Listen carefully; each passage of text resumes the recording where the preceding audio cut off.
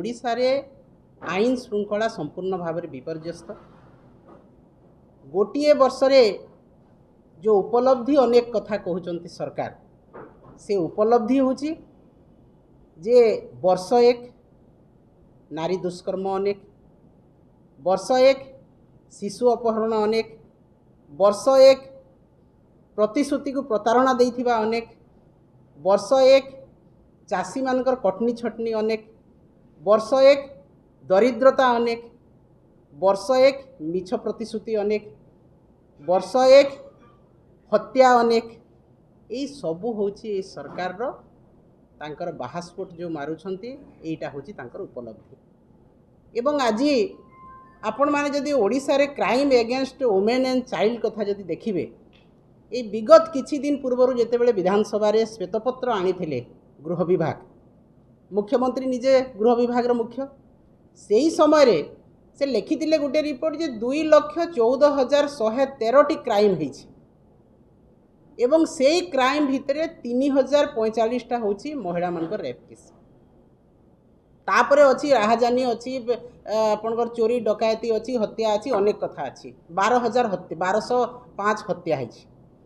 एवं recently supreme court जो देइछंती गोटे रिपोर्ट तांकर आछि, सेथिरे वर्तमान पर्यंत 32,948 T crime against women and child करा ओडिशा रे गोटे वर्ष भितर।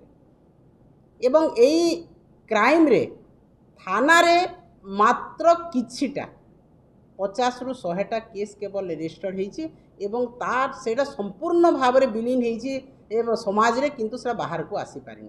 जदि आम आखि को दिसुची 100 कि 200 केस आसिला भलिया जो जगह रे तांकर सुप्रीम कोर्ट रिपोर्ट देइछंती जे ओडिशा रे 32,948 टी केस होईछि crime against women and child.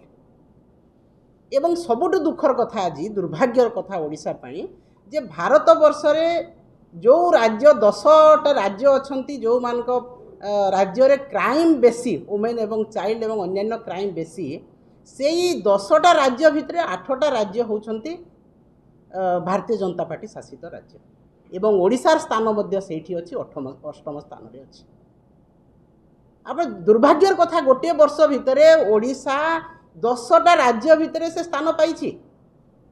महिला माने असुरक्षित विपर्यस्त आईन श्रृंखला को लेकिन 10टी जो राज्य अच्छी 8टी बीजेपी शासित राज्य से भितर ओडिशा स्थान पाई।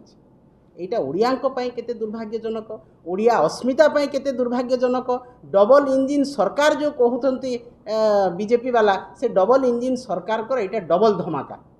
जदि आपंक आम भिडी भल लगा तेब आम चैनल को लाइक शेयर और सब्सक्राइब करने को जमा भी भूलु नहीं।